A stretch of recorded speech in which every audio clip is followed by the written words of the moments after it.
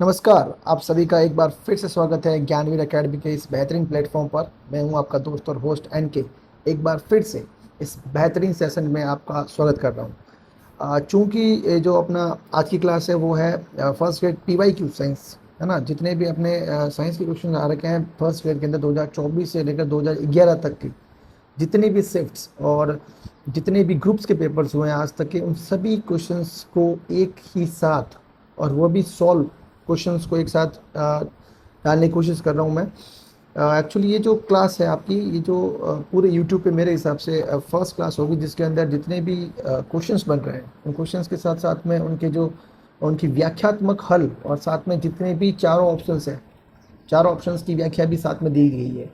तो ये क्लास आपके लिए बहुत ही रामबाण साबित होगी, ऐसा मेरा मानना है। और इस क्लास का जो नाम है हमने रखा है सुदर्शन चक्र सीरीज़। जिस प्रकार से भारतीय सेना ने पाकिस्तानी सेना को मुंहतोड़ जवाब दिया है S-400 के थ्रू, और जिसका नाम सुदर्शन चक्र है, ठीक उसी प्रकार से हमारी आगामी परीक्षा जो फर्स्ट ग्रेड की एग्जामिनेशन है, जो कि अभी लास्ट आज के क्लास के बाद में 45 डेज़ कुछ बच रहे हैं, मतलब 45 दिन के बाद में आपका फर्स्ट ग्रेड एग्जामिनेशन है। क्योंकि वो आगे जाएगा नहीं जाएगा उसकी अभी तक अपने के पास कोई इन्फॉर्मेशन नहीं है, तो अपन मान के चल रहे हैं कि 45 दिन के बाद में अपन को पेपर देना है। तो उस पेपर को ध्यान में रखते हुए, मद्देनजर रखते हुए इन क्वेश्चंस की जो व्याख्यात्मक हल की गई, ताकि आपका जो मेन एग्जाम होगा, ऐसे मैंने जिस पेपर्स को जब तैयार किया तो उसमें मैंने देखा है बहुत बार आरपीएससी ने क्वेश्चंस को रिपीट किया है, सिंगल क्वेश्चंस को उसने हर बार रिपीट किया है। तो ये जो क्वेश्चंस है आपके लिए एक सुदर्शन चक्र की तरह ही काम करेंगे, जो आप जब क्वेश्चंस आपके सामने गोले के रूप में दागे जाएंगे तो आप उसका एक बेहतरीन तरीके से मुंह तोड़ जवाब देंगे, ऐसा मेरा मानना है। तो इस बेहतरीन सीरीज सुदर्शन चक्र सीरीज में आपका स्वागत है और चलते हैं पहले क्वेश्चन की तरफ। जो फर्स्ट क्वेश्चन आपका है वो है 17/11/2024, जो अभी लेटेस्ट में हुआ है, school lecturer Sanskrit education department का।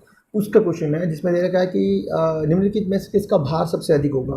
तो इसमें बेसिकली बात की जाए तो फर्स्ट ग्रेड के पेपर के अंदर जो साइंस जो आता है ना, वो नॉर्मल साइंस नहीं है, वो थोड़ा एडवांस कह सकते हैं अपन। नॉर्मल जितने भी सामान्य विज्ञान के पेपर होते हैं उससे थोड़ा एडवांस लेवल पे, और थोड़ा एज रहता है।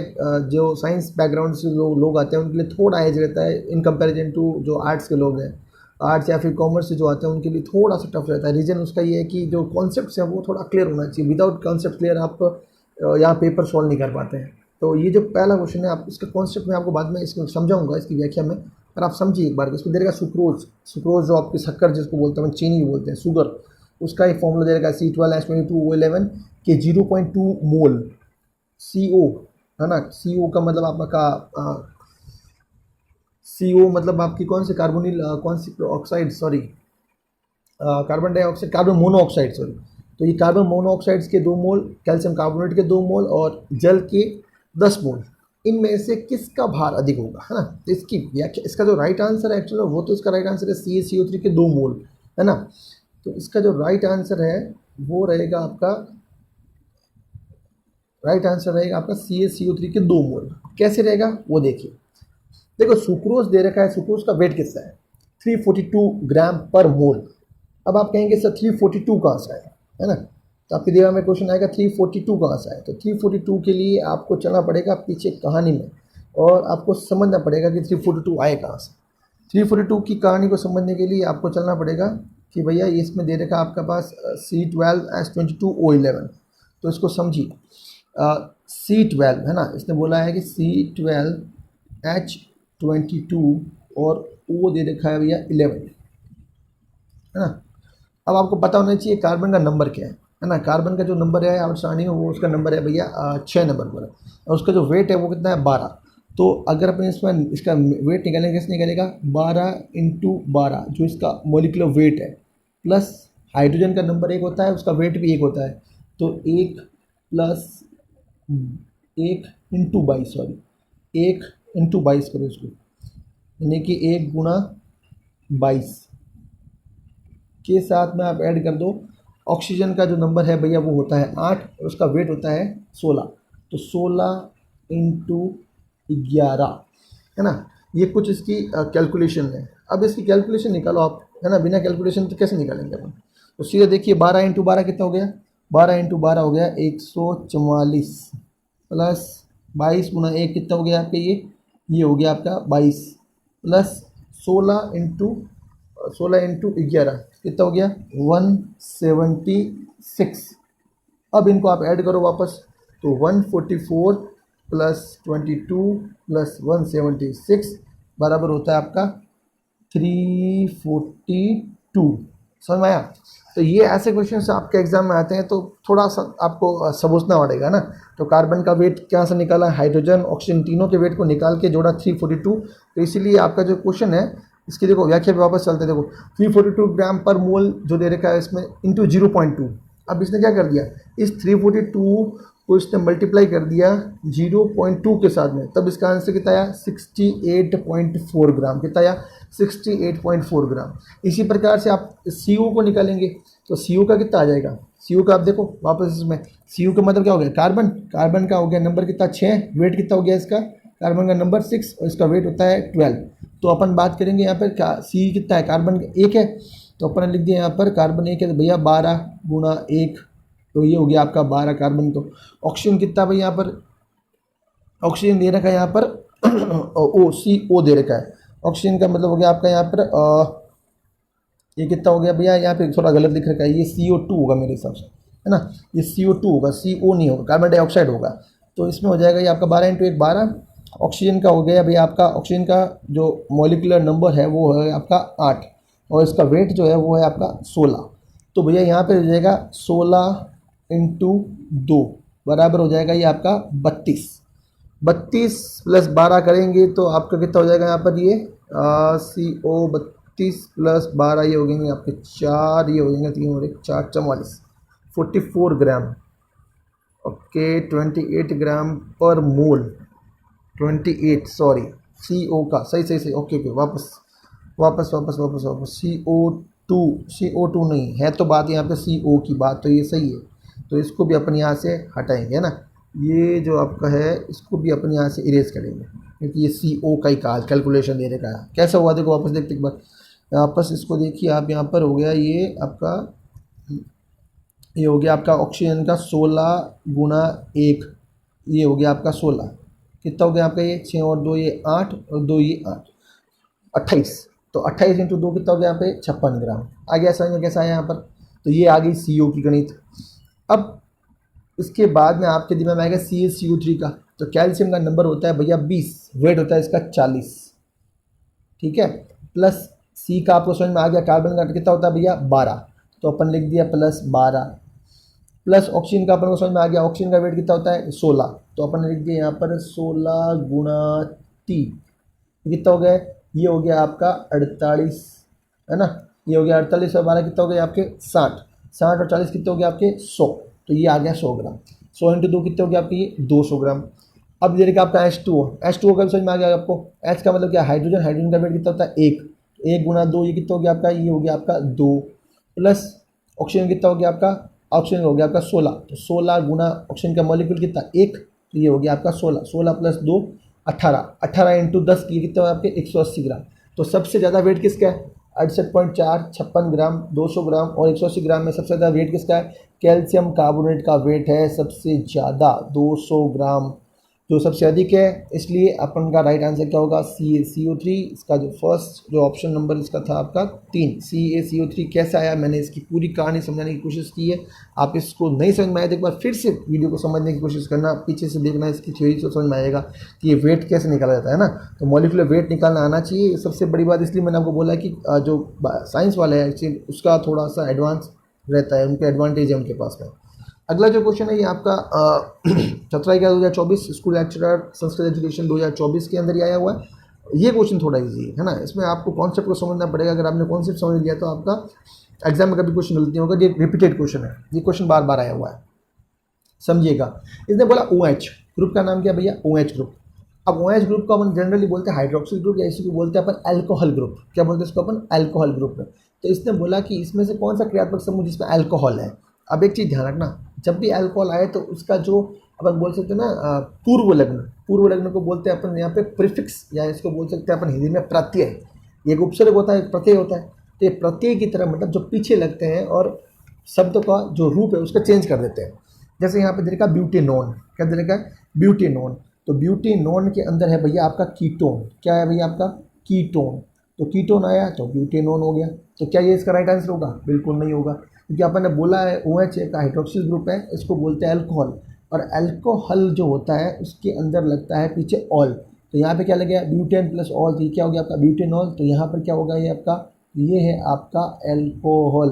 क्या है आपका? ये है आपका अल्कोहल, और जहाँ अल्कोहल आ गया वो आपका राइट आंसर होगा। तो ब्यूटेनॉल क्या हो गया इसका राइट आंसर। तीसरा तरीका आपका ब्यूटेनोइक। ब्यूटेनोइक में आता है पीछे ओइक, और ओइक किस में आता है? ओइक आता है भैया कार्बोक्सिलिक अम्ल में। किस में आता है? कार्बोक्सिलिक अम्ल में। तो कार्बोक्सिलिक अम्ल भी अपना यहाँ पर है नहीं। अगर ये आता तो अपने पास देखो क्या होता, साइन देखो इनके, अगर कीटोन ग्रुप आता अपने पास में, अगला देर का आपका ब्यूटेनॉल। तो आप इन चीज़ों को मैं समझने के लिए आपको एक चीज़ समझाता हूँ। देखो जब भी लिखा हुआ आ जाए आपका OH ग्रुप, है ना, तो OH ग्रुप का मतलब दिमाग में आना चाहिए सीधा आपका क्या आएगा? एल्कोहल। क्या आएगा सीधा दिमाग में? एल्कोहल आ जाएगा। इंपॉर्टेंट है ये। अगर लिखा हुआ है आपका C ऐसे साइन दे रखा और ये ऐसा O, तो इसको बोलते हैं अपन हमेशा कीटोन ग्रुप। क्या बोलते हैं इसको अपन? कीटोन। ठीक है। अगर ऐसे लिखा हुआ आ जाए CHO, है ना, तो इसको बोलते हैं अपन इसको बोलते हैं एल्डिहाइड। क्या बोलते हैं इसको अपन? इसको बोलते हैं एल्डिहाइड। ये क्वेश्चन आपका आगे वापस आएगा तब आप क्वेश्चन कर लोगे, है ना। और एक देर का आपके यहाँ पर COOH, इसको बोलते हैं अपन कार्बोक्सिलिक अम्ल। क्या बोलते हैं इसको अपन? इसको बोलते हैं कार्बोक्सिलिक अम्ल। अब चीज़ समझना है इसके अंदर, है ना, ये ऐसा डायरेक्ट आंसर नहीं आता है। अब जैसे अल्कोहल में पीछे क्या लगा हुआ आएगा? तो अल्कोहल का जो पूर्व लग्न होगा वो आएगा ऑल। क्या आएगा यहाँ पर? ऑल। कीटोन में पीछे आएगा लिखा हुआ क्या आएगा हमेशा? ऑन। क्या लिखा हुआ आएगा हमेशा? ऑन। एल्डिहाइड पीछे क्या लिखा हुआ? एल्डिहाइड पीछे लिखा आएगा एल। क्या आएगा पीछे लिखा हुआ? एल। ठीक इसी प्रकार कार्बोक्सिल में क्या आएगा हमेशा? कार्बोक्सिल में आएगा हमेशा ओइक। क्या आएगा हमेशा? ओइक एसिड आएगा, ओइक। तो ये ध्यान रखना आपको यहाँ पर। तो यहाँ पे जो अपना क्वेश्चन था उस क्वेश्चन में था कि भैया OH ग्रुप है, तो OH ग्रुप का मतलब क्या हुआ? OH ग्रुप का मतलब अल्कोहल है, अल्कोहल पीछे क्या आएगा? ऑल, इसलिए इसका अपना राइट आंसर क्या हुआ? ब्यूटेनॉल। तो मैं अपनी पूरी कोशिश कर रहा हूँ कि आपको कॉन्सेप्ट क्लियर कर दूँ, और अगर कॉन्सेप्ट क्लियर हो जाएगा तो एग्जामिनेशन के अंदर यहाँ पे ब्यूटेनॉन आए, ब्यूटेनॉल आए, ब्यूटेनोइक आए या ब्यूटेनॉल आए, इनमें से कोई भी ऑप्शन आएगा तो आप एग्जाम में क्वेश्चन निकाल लेंगे। और ज़रूरी नहीं है कि ब्यूटेनॉल ही आए, ये ब्यूटेनोइक क्या है ना, इसकी जगह पे कुछ और भी आ सकता है, क्योंकि ये ब्यूटेनॉल ये क्या है? ये आपका यहाँ पर कार्बन का नंबर बता रहा है कि कार्बन के नंबर कितने हैं यहाँ पर? 4। अगर यहाँ पर कार्बन का नंबर 1 होता तो मैथ होता, 2 होता तो एथ होता, पर अपन को मैथ एथ पे ध्यान नहीं देना है, अपन को इनके पीछे वाले नंबर नाम पे ध्यान देना है कि नॉल है या नॉल एल है या एसिड दे दिया या नेल दे दिया। तो मैंने आपको बोल दिया, अभी देखो इसने बोला ब्यूटेनोइक एसिड, तो जब ब्यूटेनोइक का नाम दे दिया तो नोइक का मतलब क्या? ओइक एसिड आ गया, है ना। तो ओइक का मतलब कार्बोक्सिलिक। जब बोल दिया एल, जैसे इसने बोल दिया यहाँ पे ब्यूटेनेल, तो एल आ गया, एल का मतलब क्या हो गया कि भैया CHO होगा। जब लिख दिया ऑन का मतलब क्या है? कीटोन है। ऑल का मतलब है OH। तो मेरे हिसाब से मैंने अपने आपका कॉन्सेप्ट पूरा क्लियर कर लिया है। अगले क्वेश्चन की तरफ बढ़ते हैं। व्याख्या देख लेते हैं इसकी। ब्यूटेनॉल में दे रखा है OH अल्कोहल समूह है, और साथ में दे रखा है ब्यूटेनॉन जो आपका है भैया, वो ब्यूटेनॉन का मतलब इसमें कीटोन है। ब्यूटेनोइक में आपका कार्बोक्सिलिक एसिड है। ब्यूटेनॉल में आपका एल्डिहाइड एसिड है, एल्डिहाइड है, इंपॉर्टेंट है ये आपका। OH क्रियात्मक समूह नहीं है, तो OH अल्कोहल की विशेषता है, इसलिए अपना राइट आंसर क्या होगा भैया? ब्यूटेनॉल। Next question. न्यूटन की गति के तृतीय नियम का कथन है कि क्रिया और प्रतिक्रिया बराबर है, विपरीत होती है। 17/11/2024 स्कूल लेक्चरर संस्कृत एजुकेशन 2024 में क्वेश्चन आया हुआ आपका। इंपॉर्टेंट क्वेश्चन है, इसका जो राइट आंसर है न्यूटन की गति से क्वेश्चन का पक्का आ सकता है इस बार भी आपका। तो दो समान पिंड पर लगती है, प्रत्येक पिंड हमेशा समान परिमाण उत्पन्न करती है। दो भिन्न पिंडों पर केवल तभी लगती है जब वे टकराते हैं। और चौथा ऑप्शन दे रखा है, दो भिन्न पिंडों जो परस्पर अन्योन्य क्रिया करते हैं पर ये लगता है, और ये इसका राइट आंसर है। इंपॉर्टेंट है, कैसे है देखिए। न्यूटन का तृतीय नियम कहता है भैया, क्रिया के प्रति हमेशा होती है प्रतिक्रिया। क्या होती है? किसी भी क्रिया के बराबर हमेशा क्या होती है? प्रतिक्रिया होती है। और ये क्रिया और प्रतिक्रिया दो भिन्न पिंडों पर कार्य करती है जो परस्पर क्या करते हैं? इंटरैक्शन करते हैं, जिसको मैंने लिखा है यहाँ पर अन्योन्य क्रिया या फिर इंटरैक्शन कहते हैं। विकल्प एक गलत है, क्योंकि क्रिया और प्रतिक्रिया एक ही पिंड पर नहीं लगती है। विकल्प नंबर 2 भी गलत है, क्योंकि त्वरण द्रव्यमान पर निर्भर करता है, यानी कि जो आपका त्वरण है ना, ए एक्सेलरेशन, वो हमेशा m द्रव्यमान पर निर्भर करता है। विकल्प 2 गलत है। विकल्प नंबर 3 भी गलत है, क्योंकि टक्कर आवश्यक नहीं है ना, टक्कर आवश्यक नहीं है। इसके उदाहरण और भी दे रखे हैं। इस बार एग्जाम में भी एक क्वेश्चन आ सकता है, जैसे दे रखा है नाविक का कूदने पे जो ये नाव का पीछे हो जाना, और ये क्वेश्चन आपका आया हुआ है। ये क्वेश्चन आपकी जो सीरीज चलेगी इसमें आपको देखने को मिलेगा कि एक नाविक जब नाव से कूदता है तो नाव का पीछे खिसक जाना, ये कौन सी नियम पर आधारित है। तो ये आपका फिर रिपीटेड क्वेश्चन आएगा यहाँ पर। तो जितने भी क्वेश्चन आप पढ़ रहे हैं ये सभी क्वेश्चन आपके रिपीटेड है, हर बार आरपीएससी उन्हीं क्वेश्चनों को घुमाकर पूछता है। तो अगली बार ध्यान रखना कि आपका ये जो क्वेश्चन आएगा यहाँ से आ जाएगा नाविक का कूदना, रॉकेट का प्रणोदन, ये एग्जाम्पल्स पूछ लेगा, बस एग्जाम्पल चेंज करेगा, कॉन्सेप्ट वही रखेगा। क्वेश्चन नंबर 4, निम्नलिखित में से कौन सा पादपों में वृद्धि संदमन करने वाला हार्मोन है। आप चाहे मानो चाहे नहीं मानो, अगर 2011 से लेकर 24 तक का पेपर उठाओगे तो ये क्वेश्चन आपके अब तक 3 बार आ चुका है। कितनी बार आ चुका है? 3 बार से भी ज़्यादा ये क्वेश्चन आ चुका है। सेम क्वेश्चन हर बार पूछ रहा है, तो इस बार ध्यान रखना ये क्वेश्चन नहीं पूछेगा तो इसके पड़ोसी को पूछ लेगा, ध्यान रखना। तो ये वृद्धि संदमन वाला हार्मोन कौन सा है? अब ये सभी जो टॉपिक है ना, आपको ऐसा लग रहा है वो टॉपिक टॉप क्लासेस से, तो नहीं है। सभी के सभी टॉपिक 10वीं क्लास में पढ़े हैं। जो अभी पीछे वाले जो क्वेश्चंस देखे अपन ने, जैसे क्वेश्चन नंबर 1 देखा अपन ने, और क्वेश्चन नंबर 2 देखा, 3 देखा, ये तीनों के तीनों क्वेश्चन आपके 10वीं क्लास के अंदर पढ़े हैं, है ना। किताब को उठाओ, चेक करो, मैं आपको विद पेज नंबर भी बता सकता हूँ एनसीईआरटी में वो कहाँ पढ़ा है। ये क्वेश्चन भी आपका एनसीईआरटी का है। चैप्टर नंबर है आपका यहाँ पर ये 6, है ना। कंट्रोल कोऑर्डिनेशन वाला चैप्टर है आपका, नियंत्रण समन्वय वाला का लास्ट हेडिंग है वो यही दे रखी है, हार्मोन वाली, पादप हार्मोन की। तो उसमें से पढ़ लेना, इंपॉर्टेंट है ये। तो संदमनकारी जो हार्मोन बोलते हैं ना, उसका नाम है भैया एब्सिसिक एसिड। क्या नाम है इसका? एब्सिसिक एसिड बोलते हैं इसको अपन। जनरली इसका नाम लिखा हुआ आता है कभी कभी ABA, इंपॉर्टेंट है ये। ABA का मतलब एब्सिसिक एसिड है आपका। ये ऊपर के हार्मोन का नाम दे रखा है जिब्रेलिन, साइटोकाइनिन और ऑक्सिन। समझिएगा कहानी को। एब्सिसिक एसिड को पादपों की वृद्धि को ये रोकता है, इसलिए इसको बोलते हैं संदमनकारी हार्मोन, या इसी को बोलते हैं अपन टेंशन हार्मोन भी बोलते हैं इसको। ये आपका विशेष रूप से कब काम करता है? जब सूखा पड़ता है ना। अब ये वृद्धि रोकता क्यों? अब सिंपल से ऐसा नहीं है वृद्धि रोकता मतलब प्लांट के लिए नेगेटिव काम कर रहा है। हाँ, नेगेटिव काम कर रहा है, पर प्लांट के लिए काम पॉजिटिव है, क्योंकि ये रंध्रों को बंद कर लेता है ना, और बीज प्रसुप्ता को प्रेरित करता है। मान लो कि सूखा पड़ गया है, अब सूखे के दौरान जब कोई बीज पड़ा है आपके ज़मीन के ऊपर, खेत के अंदर, तो वो खराब नहीं हो जाए, उसको बचाने के लिए ये उस पादप के अंदर जो जितनी भी रिएक्शंस चल रही है, एक प्रकार से बोल दूँ मैं, रिएक्शन तो क्या बोलूँ मैं, उनको बोलूँ कि जितनी भी क्रियात्मक फिजियोलॉजिकली जो रिएक्शंस चल रही है बॉडी में, उन सभी रिएक्शंस को रोक लेता है ताकि वो बीज खराब नहीं हो। इसके अलावा जिब्रेलिन, साइटोकाइनिन, ऑक्सिन, ये सभी वृद्धि को प्रोत्साहित करने वाले हार्मोन है। वृद्धि करने का मतलब क्या है? ये प्लस वाले हार्मोन है। जनरली जो पादप के अंदर हार्मोन होते हैं ना, मैं इसको आगे आपको क्लासिफाई कर दूँ थोड़ा सा नेक्स्ट पेज पे। देखो पादप हार्मोन की बात करता हूँ मैं, है ना। इंपॉर्टेंट है ये, आपके एग्जाम में क्वेश्चन पक्का आएगा, आप ये लिख के ले लेना। मैं आपको यहाँ पर एक एक कॉन्सेप्ट क्लियर कराने की कोशिश कर रहा हूँ, ताकि आपके एग्जाम में जब नेक्स्ट टाइम क्वेश्चन आए तब आप उसको 4 डालें, है ना। पादप हार्मोन की बात करते हैं तो जनरली आपको प्लांट्स के अंदर हार्मोन देखने को मिलेंगे भैया 5 टाइप के। कितने टाइप के मिलेंगे? 5 टाइप। पहले हार्मोन का नाम मैं लिखता हूँ यहाँ पर ऑक्सिन। क्या लिखता हूँ इसका नाम? Auxin, auxin hormone. दूसरे का नाम लिखता हूँ मैं यहाँ पर जिब्रेलिन। क्या नाम लिखता हूँ मैं इसको? जिब्रेलिन। मैं उतनी ही बात करूँगा जो कि आपके 10वीं क्लास में दे रखा है, वैसे 11-12 का टॉपिक है ये, है ना, जिब्रेलिन। फिर तीसरा आपका हार्मोन का नाम दे रखा है भैया आपका, मैं लिख देता हूँ यहाँ पर साइटोकाइनिन। क्या बोलते हैं इसको अपन? Cytokinin, cytokinin. इन सब की मैं क्या विशेषता बताऊँगा एग्जाम के पॉइंट ऑफ व्यू से, है ना। और चौथे वाले का नाम लिखते हैं अपन यहाँ पर ABA, जो अभी अपन लिख रहे थे, ऑक्सिलिन, एब्सिसिक एसिड।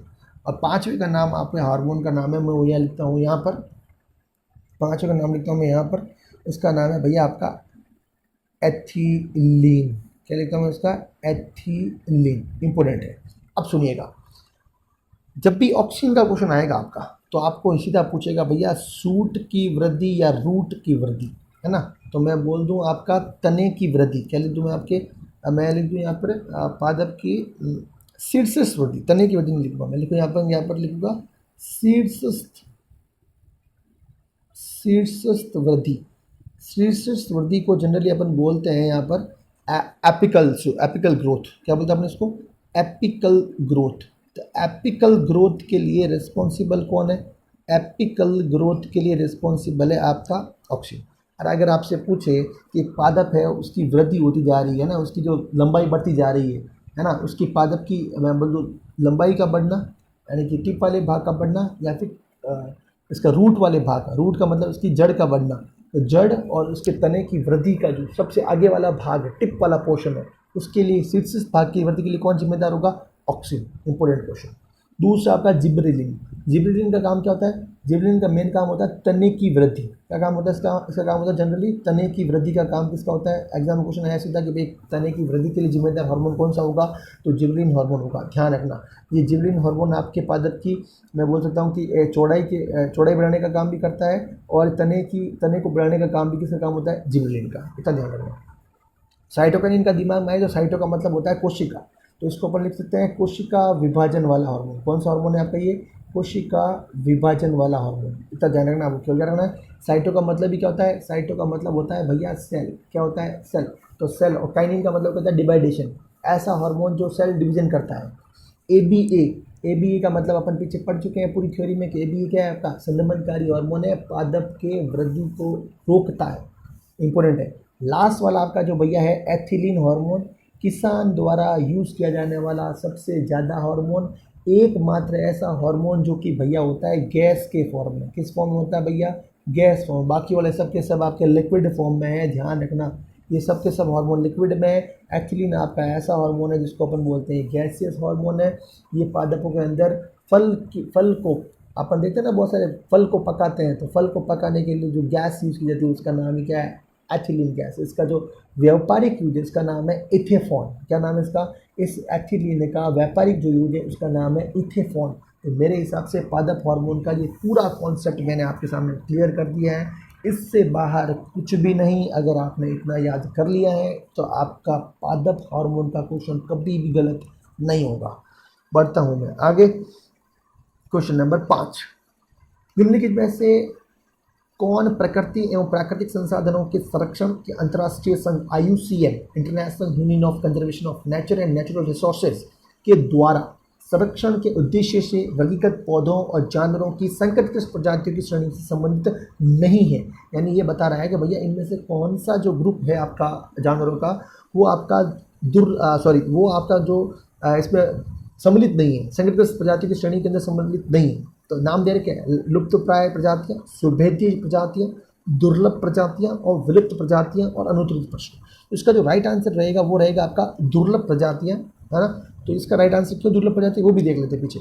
तो IUCN की एक रेड लिस्ट आती है ना। IUCN का जो international union of conservation of nature है, इसका इंपोर्टेंट है, ये 1948 में बना हुआ है ना। इसका इंपोर्टेंट है। IUCN का फुल फॉर्म पता होना चाहिए। IUCN क्या है? International union for conservation of nature and natural resources and establish in 5 अक्टूबर 1948। तो आपसे पूछ सकते IUCN कब बना था? तो IUCN बना था 5 अक्टूबर 1948 के लिए, है ना। UN का पार्ट है। और इसका काम क्या होता है? इसका मुख्य कार्य होता है कि भाई दुनिया के अंदर जितने भी पादपों की और जंतुओं की प्रजातियां जो कि वर्तमान में डेंजरस स्थिति में विलुप्त हो चुकी है या विलुप्त होने की कगार पर है, उनको बचाने के लिए ग्रुप्स बनाना, उनके लिए बुक्स बनाना, उनके लिए लोगों को एडवाइजरी जारी करना। तो दुर्लभ प्रजातियां जो होता है वो IUCN की एक आधिकारिक श्रेणी नहीं है। ध्यान रखिएगा, दुर्लभ प्रजातियां जो हैं वो इसकी आधिकारिक श्रेणी नहीं है। इंपॉर्टेंट है, ध्यान रखिएगा, है ना। IUCN की जो लिस्ट होती है ना, उसके अंदर ये देखो, ये आपका इंडेंजर्ड ना लिस्ट कौन सी होती है शामिल? इसमें देखो, इसमें होता है लुप्त प्राय। लुप्त प्राय को अपन बोलते हैं जनरली एंडेंजर्ड। इंपॉर्टेंट है। सुभेद्य को बोला गया वल्नरेबल और विलुप्त को बोला गया एक्सिंक्ट। तो ये तीनों तो श्रेणियाँ बिल्कुल होती है, राइट आंसर है ना। जबकि ये आपका जो दुर्लभ है ना, ये ऐसा कोई भी तरह प्रजाति देखने को अपन को नहीं मिलती, इसलिए इसका है भैया राइट आंसर। लुप्त प्राय और सुभेद प्रजातियां संकटग्रस्त है, विलुप्त प्रजातियां प्रकृति में नहीं है। ये भी चीज़ ध्यान रखना। लुप्त प्राय और सुभेद प्रजातियां वर्तमान में कैसी है? संकटग्रस्त है, मतलब अभी वो विलुप्त नहीं हुई है, विलुप्त होने की कगार पर है। जैसे कि आपका चीता है, जैसे अपना गोडावण है, जैसा अपना घड़ियाल है। इनकी संख्या बहुत लिमिटेड बची हुई है। अगर अपन इनका संरक्षण नहीं करेंगे, जैसे आपका भारतीय चीता है ना, रॉयल बंगाल टाइगर, तो ये सभी क्या है? संकटग्रस्त प्रजातियाँ हैं। विलुप्त का मतलब क्या है? वे प्रजातियाँ जो कि वर्तमान में इस दुनिया में है ही नहीं, जैसे डायनासोर है, डोडो पक्षी है, और ये बहुत सारे एग्जांपल्स दे रखे हैं NCERT के अंदर। क्लास 10 के एग्जामिनेशन बुक में आपका जो लास्ट चैप्टर उसमें दे रखा है इसके बारे में, थोड़ा सा इसको पढ़िएगा, समझिएगा, इंपॉर्टेंट है ये। तो IUCN के बारे में क्वेश्चन आपसे पूछा जा सकता है, इंपॉर्टेंट है। नेक्स्ट, ये देखो आपको मैंने अभी बोला था कि ये क्वेश्चन आपका रिपीटेड है, रिपीटेड हो गया है। ये जब एक नाविक नाव में आगे की ओर कूदता है तब नाव पीछे की ओर चली जाती है, तो कौन सा नियम आएगा? तो अभी आप मेरे को आंसर बता देंगे 1 मिनट में कि भैया न्यूटन के गति का ये तृतीय नियम है। जब एक नाविक आगे कूदता है तो नाव पीछे की तरफ खिसकती है। ये आपका संस्कृत एजुकेशन डिपार्टमेंट 2022 के अंदर ये रिपीटेड क्वेश्चन है, इंपॉर्टेंट है ये। जब नाविक नाव में आगे की ओर कूदता है तो नाव पीछे की ओर बल लगाता है, जिसके कारण नाव पीछे की ओर चलती है। ये न्यूटन के तृतीय नियम का उदाहरण है, जो कहता है कि प्रत्येक क्रिया के लिए एक समान विपरीत प्रतिक्रिया होती है। जहाँ नाविक आगे कूदता है तो नाव पीछे की ओर प्रतिक्रिया उत्पन्न करती है। तो क्रिया कहाँ पे? आगे की तरफ। प्रतिक्रिया कहाँ हुई? पीछे की तरफ। जब व्यक्ति आगे कूदेगा तो नाव पीछे की तरफ खिसक जाती है। अन्य नियम का विश्लेषण कर लेते हैं। एग्जाम में क्वेश्चन इस बार यहाँ से आ सकता है। जैसे न्यूटन का फर्स्ट लॉ क्या कहता है? जड़त्व का नियम होता है, प्रथम नियम। एग्जाम में क्वेश्चन आ गया भाई न्यूटन का कौन सा नियम जड़त्व का नियम है? तो न्यूटन का प्रथम नियम जो आपका है वो जड़त्व का नियम है। ये गति या विराम की स्थिति में रहने वाले पिंड के बारे में है, जो स्थिति को लागू नहीं होता है। अब मतलब क्या है इसका? इसका मतलब ये है कि जब कोई व्यक्ति खड़ा है ना, जैसे आपने देखा होगा बस के अंदर, अभी आगे एग्जाम में क्वेश्चन आ गया कि बस में जब आप ब्रेक लगाने पर व्यक्ति जो खड़ा था वो आगे की तरफ झुक जाता है। ट्रेन में बैठा हुआ व्यक्ति जब ट्रेन आगे चलती है तो व्यक्ति पीछे की तरफ झटका मारता है। तो ये जो स्पेसिफिक काम है इसको अपन बोलते हैं जड़त्व। जड़त्व का मतलब क्या है? कोई भी व्यक्ति जब तक गतिमान नहीं होती जब तक उसके ऊपर कोई भी तरह का बल नहीं लगाया जाए। तो जब अपन खड़े होते हैं और अचानक से आप चलने, जैसे आपकी बस चलती है तो अपन पीछे की तरफ झटका खाते हैं, ब्रेक लगती है तो अपन आगे की तरफ झटका खाते हैं। तो ये सब रीजन किसके हैं? ये सब आपके न्यूटन का फर्स्ट लॉ है, इंपॉर्टेंट है। एग्जाम में क्वेश्चन इस बार यहाँ से आ जाएगा। इस बार नाविक कूदेगा नहीं, इस बार बोल देगा भैया राम बस के अंदर खड़ा है और जैसे ही ब्रेक लगता है तो राम आगे की तरफ झुक जाता है। तो ये कौन से नियम पर आधारित है? तो ये न्यूटन का फर्स्ट लॉ होगा, ध्यान रखिएगा। न्यूटन का जो सेकेंड लॉ है F बराबर एम ए, सीधा पूछ लेगा F बराबर एम ए न्यूटन का कौन सा लॉ है? तो इसको बोलते हैं F बराबर एम ए है, वो आपका F यहाँ पर जो बल को बताया जा रहा है वो M इंटू ए। M का मतलब क्या है? M का मतलब यहाँ पर है भैया आपका द्रव्यमान और A है आपका यहाँ पर त्वरण। लेकिन यहाँ पर मुख्य रूप से क्रिया प्रतिक्रिया का मामला है और इस नियम को बोलते हैं अपन संवेग संरक्षण का नियम। ये तब लागू होता है जब कोई बाहरी बल नहीं हो, है ना, कोई बाहरी बल भी नहीं हो और वहाँ पर क्रिया प्रतिक्रिया हो जाए, है ना, किसी भी तरह का बाहरी बल नहीं हो और क्रिया प्रतिक्रिया हो जाए तो उसको बोलते हैं संवेग संरक्षण का नियम। और ये संवेग संरक्षण का नियम आपका न्यूटन का द्वितीय लॉ है, जबकि तीसरा नियम आपको पता है, इसको बोलते हैं क्रिया प्रतिक्रिया का नियम। तो तीनों नियम याद होना चाहिए। पहले नियम का नाम जड़त्व का नियम, दूसरे का नाम संवेग संरक्षण का नियम, तीसरे का नाम क्रिया प्रतिक्रिया का नियम, लॉ ऑफ इंटरैक्शन भी बोल सकते हैं, इंपॉर्टेंट है ये आपका। नेक्स्ट, निकल उत्प्रेरक की उपस्थिति में वनस्पति तेलों का हाइड्रोजनीकरण एक उदाहरण है। किसका एग्जाम्पल है आपका? तो निकल की उपस्थिति है ना, निकल आपका यहाँ पर क्या है? उत्प्रेरक है। निकल क्या आपका? उत्प्रेरक है। और बना क्या रहा है? वनस्पति तेलों का हो रहा है यहाँ पर हाइड्रोजनेशन।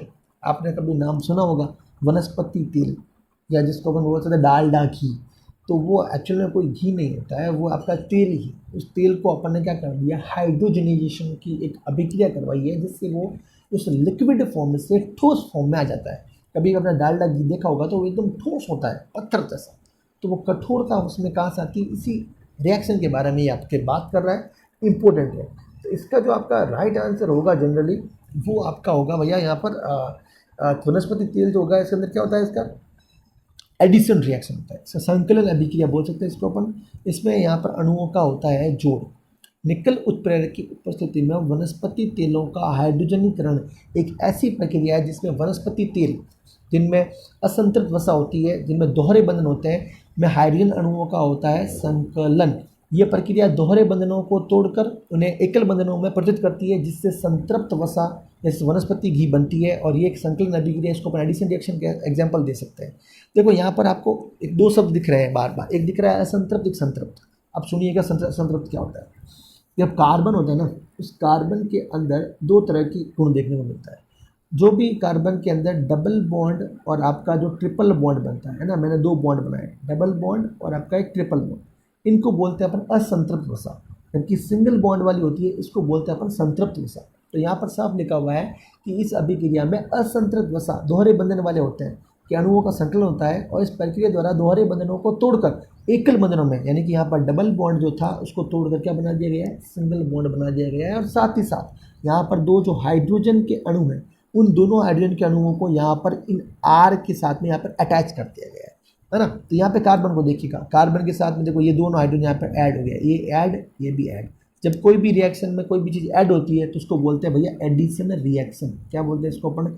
एडिशन। अरे गणित में क्या होता है? ऐड का मतलब क्या होता है? जोड़ना होता है। तो इस रिएक्शन में भी क्या होता है? जोड़ रहे हैं। किसको जोड़ रहे हैं अपन? हाइड्रोजन के अणुओं को जोड़ देते हैं। चूंकि यहाँ पे डबल बॉन्ड था। अब एक चीज़ और ध्यान रखना, कार्बन जो होता है ना वो हमेशा मैक्सिमम कितने बॉन्ड बना सकता है? 4 बॉन्ड बना सकता है। तो इस कार्बन को देखो आप, इस कार्बन के साथ में आपका एक बॉन्ड ये, दो ये और दो ये हो गए। कितने हो गए? 4 हो गए। इस कार्बन के लिए भी क्या हो गए? ये एक हो गया, ये 2 हो गया और ये 2 इसके हो गए 4। तो यहाँ पे देखो, यहाँ पे भी 4 बॉन्ड बना रहा है। यहाँ पे देखो 1 बॉन्ड 2 3 और 4।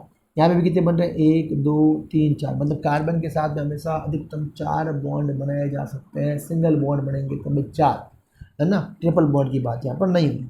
और भी ऑप्शन दे रखे हैं। अगला एग्जाम इस पर दे रखा है कि भैया इस बार ये क्वेश्चन नहीं आया आपका, रिपीटेड करने का किसी का अपना एक धर्म रहा है, तो अगली बार क्वेश्चन यहाँ से आ गया। क्वेश्चन दे दिया आपको यहाँ पर कि भैया Zn plus CuSO4 ZnSO4 plus Cu, इस अभिक्रिया को कौन सी अभिक्रिया बोलते हैं? तो इस अभिक्रिया का नाम है भैया आपका प्रतिस्थापन अभिक्रिया, या इसको बोलते हैं सब्स्टिट्यूशन रिएक्शन। इंपॉर्टेंट है। सब्स्टिट्यूट का मतलब क्या होता है? एक जने को दूसरी जगह से विपरीत कर दे, चेंज कर देना। जैसे यहाँ पे देखो, जैसे यहाँ पे कॉपर जो है ना, वो कॉपर आपका, अरे भैया थोड़ा गलत हो गया, कॉपर चलना नहीं, कोई नहीं, इट्स ओके। यहाँ पे जिंक ने क्या कर दिया भैया? कॉपर को कर दिया यहाँ से डिस्प्लेस। क्या बन गया? यहाँ पर जिंक सल्फेट बन गया और कॉपर इसमें से निकल गया बाहर। इंपॉर्टेंट है, समझ आ गया। दूसरा रहेगा आपका ऑक्सीडेशन रिएक्शन। ऑक्सीडेशन रिएक्शन का मतलब ध्यान रखना, इंपॉर्टेंट समझना पहले इसको, कि ऑक्सीडेशन रिएक्शन का मतलब होता है जनरली आपका ये आपका ऑक्सीडेशन अभिक्रिया। ऑक्सीडेशन रिएक्शन का मतलब होता है जहाँ पर ऑक्सीजन का जुड़ना और इलेक्ट्रॉनों की होती है हानि। तो यहाँ पर 2 कॉपर के साथ में ऑक्सीजन जुड़ा तो क्या बन गया आपका? Copper oxide. क्या बन गया आपका? Copper oxide. अब ऐसी अभिक्रिया जिसमें ऑक्सीजन जुड़ता है उसको अपन बोलते हैं ऑक्सीकरण, और ऐसी अभिक्रिया जिसमें से ऑक्सीजन बाहर निकलता है उसको बोलते हैं अपचयन। समझ में आ गया मामला क्या चल रहा है? अरे भैया जिस अभिक्रिया में ऑक्सीजन जुड़ता है किसी भी तत्व के साथ में तो उसको बोलते हैं ऑक्सीकरण अभिक्रिया, ऑक्सीजन बाहर निकलता है तो उसको बोलते हैं अपन अपचयनकारी अभिक्रिया। इंपॉर्टेंट है। नेक्स्ट वाला आपका जो भैया एग्जांपल दे रखा है उसको समझिएगा आप, है ना। नेक्स्ट वाले में दे रखा है आपका कि भैया विलोपन अभिक्रिया। विलोपन को बोलते हैं एलिमिनेशन। अब एलिमेंट का मतलब क्या? एलिमिनेशन का मतलब क्या होता है? निकाल देना, बाहर निकाल देना। तो ये एलिमिनेशन रिएक्शन में क्या होता है? किसी चीज़ को अपन निकालते हैं बाहर। तो यहाँ पर देखिए आप रिएक्शन में, इस रिएक्शन आपको दिख रहा होगा कि एक ब्रोमोएथेन दे रखा है। ब्रोमोएथेन मतलब ये दे रखा है आपका ये ब्रोमो ग्रुप के साथ में, इसको साथ एल्कोक्सी रिएक्शन कराया अपन ने, तो यहाँ पर बन गया, यहाँ पर एथेन बन गया, यानी डबल बॉन्ड बन गया, और ये पोटेशियम ब्रोमाइड निकल गया बाहर और साथ में निकल गया वाटर बाहर। तो इस प्रक्रिया में क्या होगी? चीज़ें निकल रही है बाहर। जब कोई भी चीज़ बाहर निकलती है उसको बोलते हैं एलिमिनेशन रिएक्शन। इंपॉर्टेंट है, ये ध्यान रखनी है, एग्जाम के पॉइंट ऑफ व्यू से इंपॉर्टेंट है। फिर अगला क्वेश्चन आपका बायोलॉजिकल से मिलता है। मस्तिष्क का वह भाग जो कि स्वैच्छिक क्रियाओं की परिशुद्धि तथा संतुलन के लिए कार्य करती है, उसका नाम क्या है? तो इसका जो राइट आंसर होगा वो रहेगा आपका अनुमस्तिष्क। अब सुनिएगा, मस्तिष्क के अंदर जनरली आपको ये 4 पार्ट देखने को मिलते हैं। एक मेरुरज्जु स्पाइनल कॉर्ड, परमस्तिष्क बोले तो आपका फोरब्रेन, अनुमस्तिष्क बोले तो आपका सेरिब्रम या फिर सेरिब्रम का पार्ट हो गया आपका, और मेडुला, मेडुला ऑब्लोंगेटा, ये भी आपका पश्चिम मस्तिष्क का पार्ट है। मतलब जनरली आपका ब्रेन जो होता है उसका 3 पार्ट है। अब यहाँ पर जो इंपॉर्टेंट क्वेश्चन है वो भैया अनुमस्तिष्क क्या है? तो अनुमस्तिष्क जो आपका पश्चिम मस्तिष्क का भाग होता है ना, और स्वैच्छिक क्रियाओं यानी कि वॉलेंट्री मूवमेंट्स के लिए, शरीर की संस्थिति, पोस्चर, बैलेंस, कोऑर्डिनेशन, इन सब के लिए इंपॉर्टेंट काम करता है कौन? अनुमस्तिष्क। अन्य विकल्प में देखा आपका स्पाइनल कॉर्ड। स्पाइनल कॉर्ड जो आपका होता है मुख्य रूप से एग्जाम क्वेश्चन आ सकता है भैया प्रतिवर्ती क्रियाओं के लिए यानी रिफ्लेक्स एक्सिस के लिए जिम्मेदार कौन है? तो रिफ्लेक्स एक्शन का मतलब है जैसे आपके एकदम कांटा लगा, आपका पैर ऊपर हो गया, है ना, एकदम से आपके कोई, आपने रसोई में काम कर रहे हैं अपने किचन के अंदर और आपके हाथ में जो कोई भी गर्म चीज़ को आपने पकड़ा और आपका हाथ से सीधा छूट गया, तो मतलब क्या है? ऐसे पर बॉडी के अंदर होने वाले एक्शंस जिसके अंदर आपके बॉडी को सोचने समझने का टाइम नहीं मिलता है उनको बोलते हैं रिफ्लेक्स एक्शंस। तो प्रमस्तिष्क सेरेब्रम होता है, ये चेतन गतिविधियों के लिए, जैसे आप सोचते हैं, निर्णय लेते हैं, स्वैच्छिक क्रियाओं की शुरुआत के लिए जिम्मेदारी होती है। तो आप जो भी चीज़ सोचने समझने वाली होती है सब कौन करता है? वो करता है आपका प्रमस्तिष्क, है ना, फोर ब्रेन वाला भाग है जो आगे वाला भाग है। मेडुला वाला ऑब्लोंगेटा वाला जो भाग है वो आपके बॉडी के अंदर अनैच्छिक क्रियाओं का निर्णय करता है। किसका करता है? आपका अनैच्छिक क्रिया का मतलब ऐसी क्रिया जिसके ऊपर आपका कोई लेना देना नहीं, जैसे आपकी हार्ट बीट है, जैसे आपका श्वसन दर है, जैसे आपके पाचन तंत्र है, जैसे आपकी बॉडी में ब्लड सर्कुलेटरी सिस्टम चल रहा है, तो वो क्या आपको पूछ के चल रहा है क्या? वो आपको पूछ के नहीं चल रहा है, वो अपने आप कार्य कर रहा है, अपने आप गतिशील है, तो इसलिए इम्पोर्टेंट है ये चीज़, है ना। तो इसका राइट आंसर क्या आएगा कि ये अनुमस्तिष्क का कार्य है। भैया अनुमस्तिष्क का काम क्या होता है, स्वैच्छिक क्रियाओं की जो कार्य कर रहा है बॉडी के लिए, इन सब के लिए जिम्मेदार कौन, आपका अनुमस्तिष्क। क्वेश्चन नंबर 9, कोविड-19 के लिए भारत बायोटेक द्वारा विकसित अंतर्नासा टीके का नाम क्या है, इंपोर्टेंट है ये आपका। इसका आपका राइट आंसर है BBV 154, ये इसका राइट आंसर है। सुनिएगा, भारत बायोटेक द्वारा विकसित कोविड-19 के अंतर्गत इंटरनेशनल टीके का नाम जो है BBV 154 है, जिसको इनकोवैक के नाम से भी ब्रांडेड किया जा चुका है ना। रिकॉम्बिनेंट एंटीडो वायरस वेक्टर टीका है जो कि नाक के माध्यम से दिया जाता है और कोविड-19 के खिलाफ प्रतिरक्षा प्रतिक्रिया को बढ़ाता है। ये भारत का पहला अंतर्नासा कोविड-19 टीका है जिसे सितंबर 2022 में आपातकालीन उपयोग के लिए मंजूरी मिल गई थी। अब इसके अलावा जो ऑप्शन है मैंने आपको पहले ही बोला है कि ये जो सीरीज़ है सुदर्शन चक्र सीरीज, इसमें मैं चारों ऑप्शंस की एक एक पॉइंट की व्याख्या करूंगा। अगर आप इस व्याख्या को समझ लेते हैं तो आपका एग्जामिनेशन के अंदर क्वेश्चन पक्का। अब दे दिया लेव क्या है, तो लाइव एटीन्यूटेड इन्फ्लुएंजा वैक्सीन। जनरली ये आपका इन्फ्लुएंजा का वैक्सीन है। इन्फ्लुएंजा बोले तो आपका नॉर्मल सा सर्दी जुकाम जो होता है इसको अपन इन्फ्लुएंजा बोलते हैं, है ना। तो इन्फ्लुएंजा एक जीवित कमजोर टीका है, ना कि कोविड-19 का टीका है। इंपॉर्टेंट है ये। नेजोवेक एस, तो नेजोवेक एस एक सीरम इंस्टीट्यूशन ऑफ इंडिया के द्वारा डेवलप्ड इन्फ्लुएंजा का एक अंतर्नासा टीका है। नेवोवैक एस जो आपका है भैया, वो आपका सीरम इंस्टीट्यूशन ऑफ इंडिया जो बनाता है आपका कोवैक्सीन के लिए भी जिम्मेदार है। सीरम इंस्टीट्यूशन, ये वही सीरम इंस्टीट्यूशन है जो इन्फ्लुएंजा के लिए बनाता है आपका एक वैक्सीन। इसका नाम है भैया नेजोवेक एस। और इधर का आपका एड कोविड नाम के कोई मान्यता प्राप्त कोविड टीका नहीं है और भारत बायोटेक के टीके का नाम का भी ये नहीं है। इसका ये बिल्कुल कोई लेना इसका अपने भारत के साथ में नहीं। जैव विकास दृष्टिकोण से छिपकली, मनुष्य, पक्षी, मनुष्य के अंगपात और अस्थियों की व्यवस्था समानता उदाहरण किसका जाएगा, तो इसका राइट आंसर रहेगा आपका समव्रतता, या इसको बोलते हैं होमोलोगस ऑर्गन। अब सुनिएगा, होमोलोगस ऑर्गन क्या होता है, समजातता, एनालोगस क्या होता है, ऑस्टियोलॉजी क्या होता है और क्रोनोलॉजी क्या होता है। क्योंकि पहले ही मैं इसकी थ्योरी समझा लेता हूँ, फिर आपको मैं समझाता हूँ इसके कॉन्सेप्ट क्या है। तो जैव विकास दृष्टिकोण में छिपकली, पक्षी, मनुष्य के अग्रपात, फोर लिब्स की अस्थियों की व्यवस्था और समानता समजातता या होमोलॉजी का एग्जाम्पल है। समजात अंग वे अंग होते हैं जो कि विभिन्न प्रजातियों के संरचनात्मक उत्पत्ति और अस्थि व्यवस्था, जैसे ह्यूमरस, रेडियस, अल्ना, ये आपके हाथों की अस्थियां हैं, को सजा करते हैं। भले उनके कार्य क्या होते हैं, भिन्न भिन्न होते हैं। उदाहरण के लिए छिपकली का रेंगना, पक्षी का उड़ना, मनुष्य का चीज़ों को पकड़ना समानता का एक साझा पूर्वज है, यानी कॉमन एंसिस्टर से उत्पन्न होने का संकेत देता है। अब चूंकि इसको समझना पड़ेगा, ऐसा आप समझ नहीं पाएंगे, मैं आपको समझाता हूँ उसको। फिर देर का कन्वर्जेंट इवोल्यूशन, ये तब होता है जब असंबंधित प्रजातियां एक समान पर्यावरणीय दबाव के कारण समान लक्षण विकसित करती है, जैसे पक्षी या कीटों के पंख। यहाँ पर ऐसा नहीं है, क्यों नहीं है मैं बताऊंगा आपको। ऑस्टियोलॉजी का मतलब होता है हड्डियों का अध्ययन करना, हड्डियों की अध्ययन करने की शाखा को बोलते हैं अपन ऑस्टियोलॉजी। इंपोर्टेंट है आपका। फिर आपका कालक्रम, क्रोनोलॉजी, ये समय के क्रम से संबंधित है। क्रोनोलॉजी आपने पढ़ा होगा, क्रोनोलॉजी बुक भी आती है मार्केट में। क्रोनोलॉजी मतलब समकालिक, है ना। तो ये समकालिक या फिर कालक्रमिक की घटनाएं होती है, उनके बारे में बताने की। तो क्रोनोलॉजी और ऑस्ट्रोलॉजी तो पूरा हो गया आउट, इसका कोई लेना देना इससे नहीं। अब चलते हैं अपने कॉन्सेप्ट की तरफ। कॉन्सेप्ट क्या कहता है, कॉन्सेप्ट कहता है कि भैया जो आपका ये कॉन्सेप्ट की जो फाइल है, यहाँ पे कॉन्सेप्ट समझने वाला जो है यहाँ पर, वो देखिए आप कि जो आपकी विकास की प्रक्रिया है ना, इवैल्यूएशन जिसको बोलते हैं। तो विकास की प्रक्रिया में आपको दो तरह की चीज़ें देखने को मिलती है। एक होता है आपके समजात अंग, है ना, एक तो होता है समजात अंग। समजात अंग को अपन बोलते हैं होमोलोगस ऑर्गन। क्या बोलते हैं अपन इसको, इसको बोलते हैं अपन होमोलोगस ऑर्गन, होमोलोगस ऑर्गन।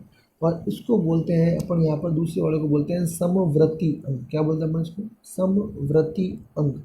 समवर्ती और समजात अंग ये इंपॉर्टेंट है, एग्जाम आपके दोनों क्वेश्चन आए हुए हैं आरपीएससी के अंदर। एनालोगस, क्या बोला गया इसको, एनालोगस, एनालोगस ऑर्गन। अब एनालोगस ऑर्गन जो होते हैं आपके क्या होते हैं, समजात अंग जो होते हैं, समजात अंग को अपन जनरली बोलते हैं कि जिनकी उत्पत्ति, क्या लिख दूँ मैं यहाँ पर, जिनकी उत्पत्ति तो क्या है, जिनकी उत्पत्ति तो है भैया समान, उत्पत्ति है समान और कार्य जिनके होते हैं अलग अलग। क्या लिख दिया मैंने, बड़ा सिंपल तरीके से बताया मैंने, उत्पत्ति है समान और कार्य क्या है भैया, कार्य है जहाँ पर इनके अलग अलग, बस इतना सा ध्यान रखना आपको। अब एग्जाम्पल देखो आप, जैसे अभी अपना क्वेश्चन जो था उसके अंदर एग्जाम्पल दे रखा था कि मनुष्य का अग्रपाद, छिपकली का अग्रपाद, मतलब अग्रपाद का मतलब क्या, आगे वाला हाथ, जैसे मनुष्य का हाथ है ना, चीते का आगे वाला पैर, चमगादड़ का पंख, ठीक है। इसी प्रकार से आपका छिपकली का आगे वाला पैर, तो छिपकली के आगे वाला पैर चीज़ों को चिपकने के लिए, दौड़ने के लिए इसका काम आता है। सिर का आगे वाला पंजे वाला भाग चीरने फाड़ने के लिए काम आता है। मनुष्य का हाथ चीज़ों को अलग प्रकार से काम करने का काम आ रहा है। चमगादड़ का जो आपका पैर फर्स्ट है उसके लिए अग्रपाद जो है उसके पंख उड़ने के काम आता है, क्योंकि चारों के चारों आपके मैमल्स हैं, सॉरी 3 मैमल्स हैं इसमें, और चौथा आपका जो है वो है आपका टेट्रापोड से। जनरली टेट्रापोड का मतलब होता है जनरली जिनके पास 4 हाथ पैर होते हैं, तो चारों के चारों एग्जाम्पल टेट्रापोड्स के। पहला बात तो अपन ये समझ लेते हैं, क्योंकि थोड़ा सा कॉन्सेप्ट बायोलॉजी का है तो अब थोड़ा लगेगा आपको, तो मैं आपको सीधा बताता हूँ कि जो टेट्रापोड का मतलब, टेट्रा मतलब होता है 4, तो 4 हाथ पैर वाले जो भी जीव उनको टेट्रापोड बोलते हैं। और चारों एग्जाम्पल में आपको दिख रहा है सबके पास 4-4 पैर है, तो आगे वाले दोनों पैर का काम सबका क्या है, अलग अलग। तो उत्पत्ति सबकी क्या है, ये बोल रहा है सबकी उत्पत्ति तो समान है, पर काम सबके क्या है, अलग अलग, तो उसको बोलते हैं अपन समझाते हैं समवर्ती अंग क्या होता है। तो इसका जस्ट उल्टा मान लो, तो अपन लिखेंगे उत्पत्ति क्या होगी, यहाँ पर अपन लिखेंगे उत्पत्ति तो है भैया अलग अलग। क्या लिखेंगे अपन यहाँ पर, उत्पत्ति तो है भैया अलग अलग। क्या लिख दिया, उत्पत्ति लिख दिया अपन ने भैया अलग अलग। पर कार्य क्या है इनका, तो कार्य होते हैं जिनके भैया समान।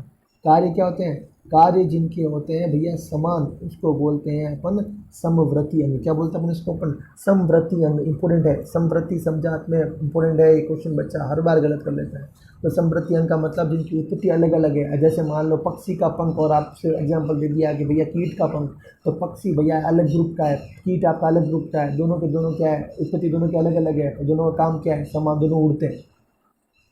शकरकंदी और आलू का एग्जांपल ले लो। शकरकंदी जो आपकी होती है स्वीट पोटैटो जिसको बोलते हैं, पोटैटो जो होता है, आलू, दोनों के ग्रुप अलग अलग है, दोनों की उत्पत्ति क्या है, दोनों की उत्पत्ति अलग अलग है, दोनों का काम क्या है, सेम। दोनों के अंदर क्या होता है, दोनों के अंदर होता है कार्बोहाइड्रेट।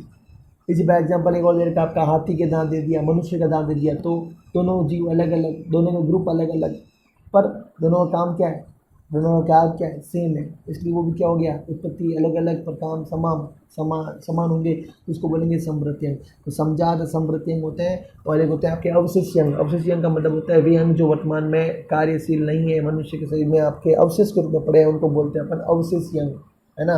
उसको वेस्टिजिलीज बोलते हैं।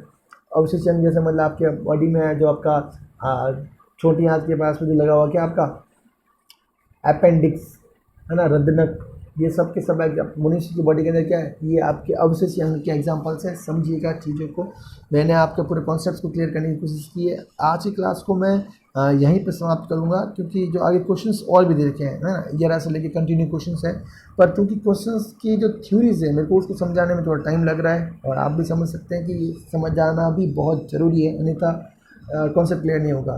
तो ज्ञानवीर एकेडमी के इस बेहतरीन प्लेटफॉर्म पर आपका एक बार फिर से स्वागत करता हूं और ख़त्म करता हूं इस क्लास को, और कहता हूं आपको कि भैया लाइक कीजिए, शेयर कीजिए, सब्सक्राइब कीजिए, और जितने भी क्वेश्चंस आपके बच रहे हैं इसमें मैं कंप्लीट क्वेश्चंस कराऊंगा। एक एक क्वेश्चन का साथ में पूरी थ्योरी समझाऊंगा, व्याख्या करवाऊंगा, और साथ ही साथ इसकी जो PDF है आपको इसके टेलीग्राम चैनल पर भी मिल जाएगी। Hope so, thank you so much. आपकी तैयारी ऐसी चलती रहे, और बिंदास होकर आप अपने एग्ज़ाम की तैयारी कीजिए, टारगेट सेट कीजिए। युद्ध होना नहीं होना अलग परिस्थिति है, नहीं होना ज़्यादा बेटर है, हो रहा है तो अब देखिए क्या होता है आगे, इसके बारे में अपन कोई बातचीत करेंगे। अपना मेन फोकस अपना एग्जामिनेशन है, तो सुदर्शन चक्र की ये जो सीरीज़ है ये आगे भी जारी रहेगी, और आपके एक एक डाउट को सॉल्व करवाया जाएगा, ऐसा मेरा आपसे वादा है। नमस्कार, जय हिंद।